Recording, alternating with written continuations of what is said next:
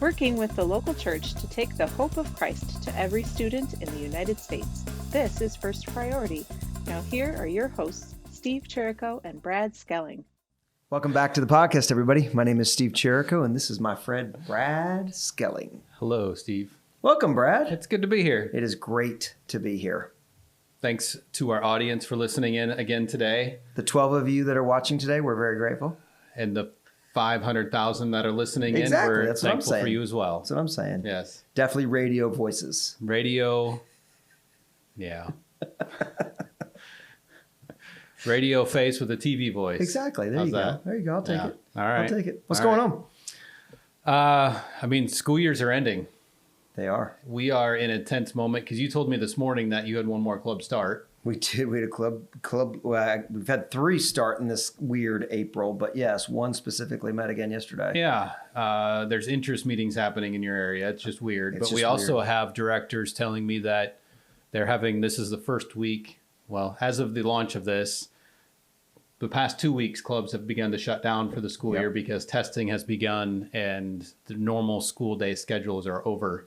So it's a moment, right? It is. May testing has turned into April testing for a lot of school districts, Yep. and so we feel that angst. Yes. 100%. We are in final preps. Registration for the spring meetings is closed. So we're getting ready for those in May. If you're attending one of those, we are excited to see you. If you're not, we're sad. Yeah. Very, Brad's very sad. Brad's sad. I'm very sad. I like people in the room. I don't show emotion, so it doesn't matter.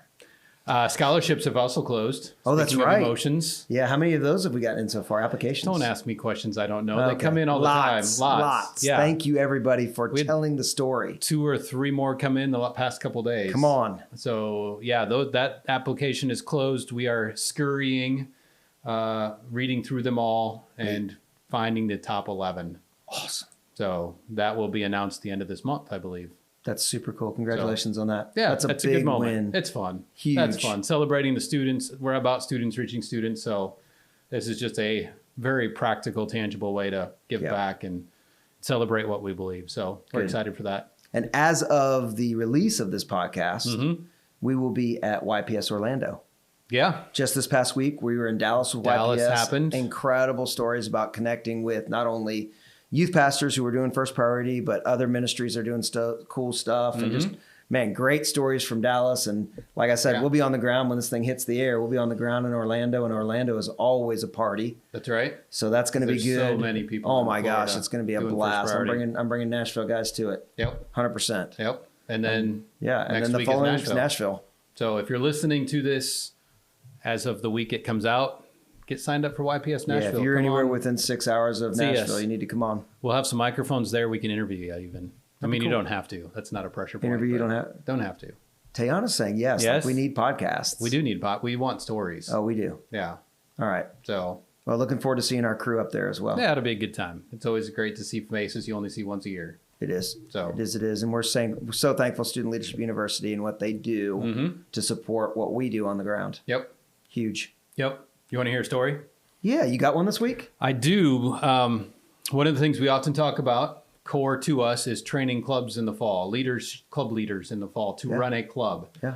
But what often happens that we have not programmed with First Priority of America, we talk about it, are like leadership meetings like spring semester. Sure. I'll say it that way. Midwinter, spring semester, whatever. Birmingham does one. They do a field trip. Yeah.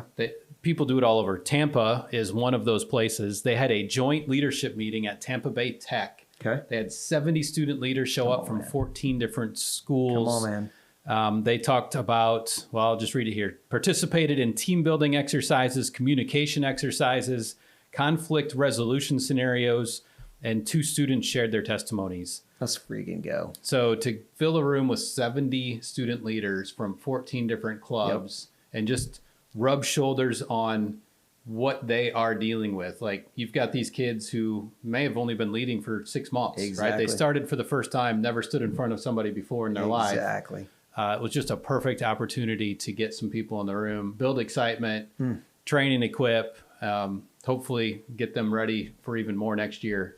It was a good moment at Tennessee Tech here in Tampa. Tampa Tech. Tampa Tech. There you go. My kid goes to Tennessee Tech. Nice. Well done. I say that school often. That's but awesome. Yes. So Yeah, and what I love about that is that is in the midst of some of the busiest times in the spring semester. Yeah. And to pull that off took a ton of strategy and effort. Mm-hmm. So good for Amber and her Big team time. and Karina and her team and all that they're doing down there. Big time. Well done. Well, and it takes a team to pull stuff like that off because you don't get 70 kids from 14 schools together on a whim. It's well planned. They've been doing it for years.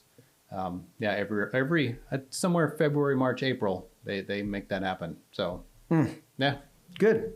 so cool. What are we talking about today? We are talking about, well, we're back in the Essential Networks again. We're back in the podcast studio. We haven't been in here in a while. It's been a minute since we've sat here with friends, but we're back in the Essential Networks. Be good for us to run through those. Okay. Right? So get us started. I'm kind of out of shape, so I might not run very well. Okay, go ahead. Student leaders, 100% easy one. club coaches, Yep. teacher sponsors, Yep. parents, Come on. and business community. Nice job. You spit that out pretty well. Yeah, I did. You might even work here sometimes. Not all the time. Only sometimes. Not all the time. Only sometimes. Yeah. All right. So that's our Essential Networks. It's really what it's the gears of the thing that works. It is. Right. From top to bottom. Yep. And this month we're talking about Teachers. Last week we had Rachel on. We did. Who was a teacher and is now a director. If you haven't listened to that podcast yet, you need to definitely go listen to Rachel. And so let's set it up. There's arguments, and I would be one that's pro this argument, that the hardest job in America right now is to be a secondary school educator. Right? It's not fun. I think it's a fair discussion, right? It's a fair argument that in the midst of everything we're going to talk about today, it is some of the most gratifying work. We've made that kind of clear, right? Whether it's ministry or education or you are a public servant, right? That there's gratification in doing that work. Yep. But it is some of the hardest work to do in America right now. It is. Yeah, but they keep at it. And, they do. Hats off to the teachers out there. We're thankful for you, your resilience, your perseverance with these students. Those are long days. Yeah. So well, one of the things that I love that we do is that we really help a teacher understand their role in the midst of a faith-based campus club. Yep. And so as we talk about this today, I think one of the things to remember is that those of you who do First Priority, there are many teachers who are just unaware of both their rights and the students' rights. And the ability to know, hey, this is the role that you play, and it's completely legal. Yep. In fact, it's the way you should do things. Yep. Right. And here's the role that you play in the midst. So let's talk about some things that are kind of defining of what the role a teacher sponsor plays. So the Equal Access Act uses the word custodial in the role. And again, custodial often gets lumped into a janitor. Yep. But if you think about it, the janitor is to the building. They take care of everything, right? Behind the scenes, making sure everything is set up, everything is clean, everything is ready. So if something's broken, they notify the right people. Correct. Yeah. And all the things that need to happen, the right switches are on and off and all that kind of stuff. Well, the custodial role for a teacher is to a club, not to a building, right? You're to a people, which is often a mental shift, right? We don't think of a custodian to people, but you are taking care of those students and making sure they have everything that they need in order to lead the club, right? That's right. So what do they need? They need promotion. They need an open room. They need a clean room that's ready to go for the meeting. They need leadership resources, the club, the first party guide that we provide, all those things. They need those things. So it's your role as a janitor, custodian to make sure that those students have what they need in order to lead their club. Yep. And I think one of the things that needs to be communicated well, and I'm not doing a good job as I'm right, but what needs to be communicated well is, hey, without a faculty in the room, the club's actually not even legal. Correct. Right. That custodian needs to be in there so that there is somebody in between the administration and the students helping them both lead well. Follow the guidelines of the school system. Correct. The administration wants exactly what you just said, right? Hey, follow the guidelines of the school system. The students want to be able to actually activate the club, but they can't do that without somebody in the room. They can't just show up and say, well, this is our room today, right? And so that faculty sponsor understanding how important their role and that being key number one is a huge deal for us. It is.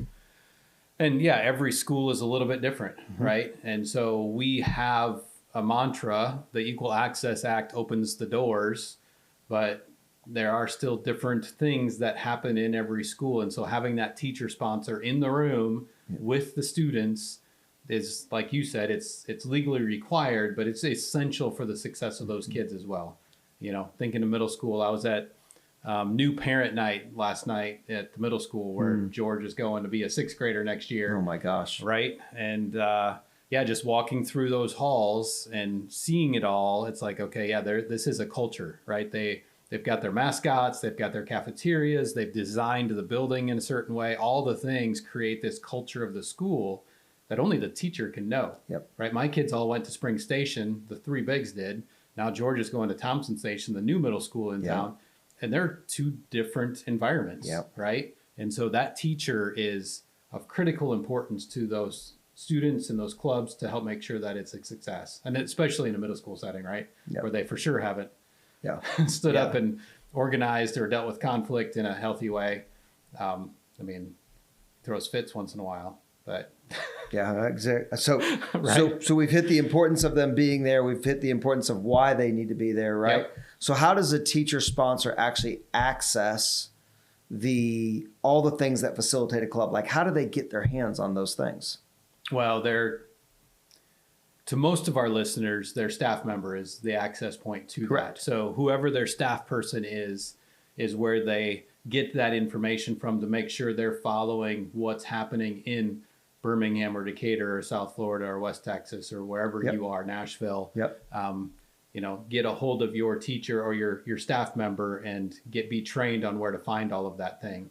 In a generalization, if you don't have that, firstpriority.club There you go. is the place. Scroll to the bottom. There's Epic link there and a club resources link there. So the Epic is where you get all of the words that the student can, the guide sure. for the students to speak, and then all the other resources that talk about follow-up guides and letters to the principals and club constitution and bylaws to be able to establish the club. All those kind of things are in that club resources link. So I'm going to follow up on that for those of you, just because Brad did such a good job opening up the fire hose to you. I'm going to narrow it down a little bit. Okay. If you're a faculty and you're connected to First Priority and you have a local first priority movement in your town, there is a staff member who's meant to serve you. If you don't know who that is, firstpriority.club is a great place to start resourcing who that is. Yep. That being said, if you are in a city or a community or a small town where there's not First Priority as an organization, but you've got a couple clubs and your school's one of them. Again, firstpriority.club will get you to a place where you can go down to the Epic resources. You can look in there and begin to get the things that you need in order to properly resource the students, right? So the narrow answer is you've got a staffer who's going to get you there, or you can always go to firstpriority.club and it will then open up the fire hose that you just did, right? There's so many resources available and we want to be resourced. So again, if you get to firstpriority.club and you're like, I can't find this, go to the help page, make a comment and let Christina or one of our teammates, let them support you. That's their job. Correct. Yep. We're here to help everybody who wants and needs the information that they need. So, and with 1,023 schools that we know of, is that the right number now? Yeah. Okay. Yeah. Okay. 1,026. Okay. Whatever it is, right? That we know of, there's going to be people that are going to find ways to find resource. So if you show up here and you're like, what's my resource? I clicked faculty and I clicked, right? They found it on Google. Yeah. Good old Google. Yep. Then there's really where you start. That's where you can get all the resourcing. And again, if you've got a staffer locally, we're going to help you find them because we want them to support you. But if you don't have a staffer locally, we still want to support you because what you're doing on campus, we want to make sure that you do it in such a way that you can love the experience no matter how hard it is. Correct. Well, and we talk about, responsibilities of teacher sponsors. If you make it the most simple thing possible, so many of the teacher sponsors that I had worked with as a campus coach had like a drawer or a little cabinet for first priority supplies because they were the sponsor of the club and they had all of their things teachers are typically very organized. So they had a cubby for that, a cabinet for that. So the easiest way would just to be get on the club website and order a guide, right? That you have a physical paper guide in the room that you can page through. The students can come to your room before, look at what's content is coming up for the next week and get ready for the next meeting, right? And then it's there for them. They can take a picture on their phone or do whatever they need to do in order to study in between then. And just having that guide in there, order a couple Bibles, just have those resources there for the students physically in the room. It's kind of the bread and butter, and we go both directions, right? We have an app, First Priority Club app. You can get on there and do that. Yep. Again, Thompson Station Middle School doesn't allow cell phones. Yep. They have to leave them in their locker, and they're not allowed in the rooms, and they're walking around. So printed guide, right? Yep. We do both. We understand the tension of the moment, and both of those things are there. So whether you're getting it online or printing, I mean, those are the two ways to get that in there. Well, you just hit a hot button 2 points ago, which was about having Bibles at the school. Okay. Because what you just talked about was relationship. Yep. And the idea that a kid comes to a teacher and asks a question, which opens the door wide open for the teacher to say, let me tell you, right? Or the kid to say, I've now been in this club and I see other kids holding a resource. Yep. Is there one? Can I have one? Right. That's how that works. And so we need to talk a little bit about the relationship side of things as well. Sure. That here you are, faculty. I would imagine not all, but the great majority of teachers teach because they love human beings. Yep. Not because they love the idea of being in front of them. Sure. There's a gift there, right? But the idea, I love watching this is what I hear from faculty. I love watching little lines like light up, like, oh my gosh, I can do that. Mm-hmm. Oh my gosh, I can be that. Oh my gosh, I can explore that, right? Yep. And so when we talk about being a faculty, the other side of it is that you're a relationship builder inside that school for those students. The students have your presence. They know that you're a resource for guides and for curriculum and for things, but you're also just the human that's in there at that moment that is a trusted source. Yeah. That if they go and begin to ask questions as follow-up, right, you can responsibly handle those relationships. Yep. Well, and you can. So I don't know where you wanted me to take that, but go for it. You know, there's a lot of fear for a teacher when you start talking about Bibles in the schoolroom and providing those resources. But in a first priority setting in your room, students have established religion for that 30-minute time period, right? The government cannot establish or prohibit religion in the United States, but the students walk into the building and have the right to do that. Yep. And you are legally required to neither establish or prohibit them from doing so. And so it's you are supporting them in that. So your cubby with those Bibles in it isn't you establishing religion. That's the students' religion. That is a club. They have equal access to that. There are chess boards. I guess there's a chess club in a cubby somewhere around the school. So it is the same thing. And again, there's a lot of fear around those things. But once the students have established that religion for that 30-minute time period or whatever your time period is, that is freedom of religion at that point for the students to sit and talk about Jesus and for a free conversation to occur. It's really good. So I want to encourage too, again, if you're faculty and you found this via Google, there are a ton of resources out there, and we actually hold some as well that are available for teachers to really learn their rights. Mm-hmm.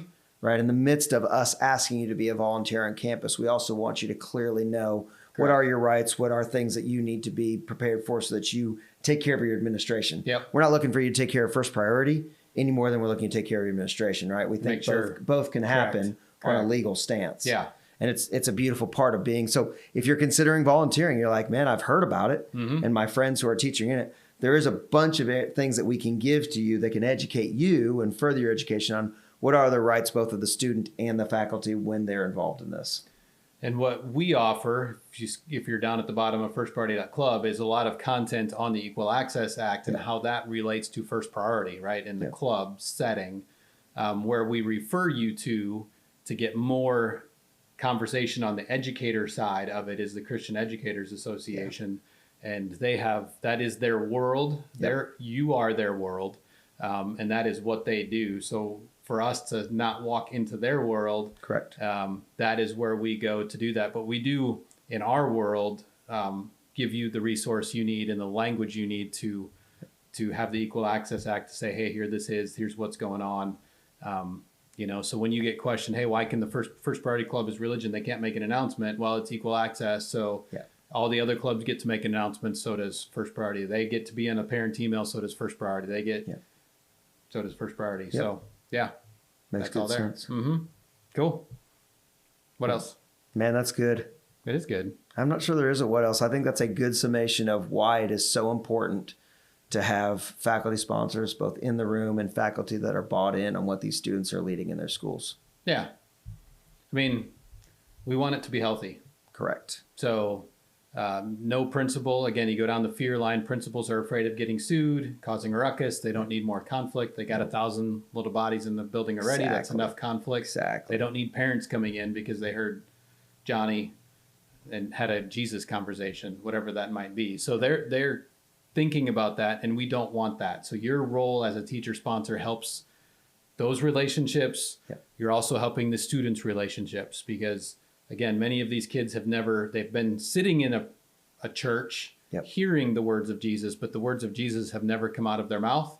And so the first time they come out of their mouth, they might not be proper. I don't know what the right word. Well done. Well done. Well Yeah. administrated. Sure. So to help them get more well done Yep. is good as well. And that's part of that role as a teacher sponsor to say, hey, you're not telling the kids what to say and doing that, but you're also training them to be good leaders, to be speaking the truth in love, not a turn and burn, all that other, wherever. I mean, it could go 1,000 different directions, right? Yep. But just to keep the club healthy, both on a political school level and a theological student level, heading down that road.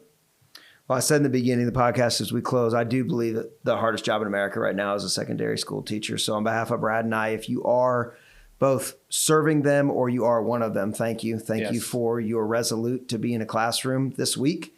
Thank you for your choice to invest in the lives, the future of our country. And we're super grateful. It's one of our essential networks. Couldn't have said it better. Thank you all for doing that. So, and to our audience, thanks for listening. Yep. Hope this was beneficial to you. If you're thinking of a teacher, share this with them this week. Hopefully it can benefit the club that you're working in, and we can see more students reach students in their school. Which is why we do what we do. What we do. I'm finishing your sentences. This is great. Till next week, everybody. Later.